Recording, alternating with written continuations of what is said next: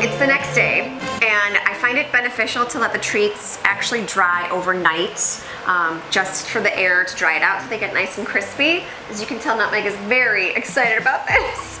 Also, truth be told, we made these a few times. The first time we made it in just a regular baking mold, it didn't really come out great, so we ordered silicone bone molds, and they came out beautifully.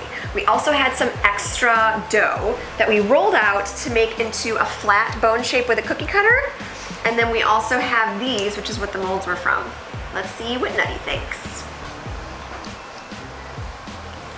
Nutty. Hey, look. Sit. Yes.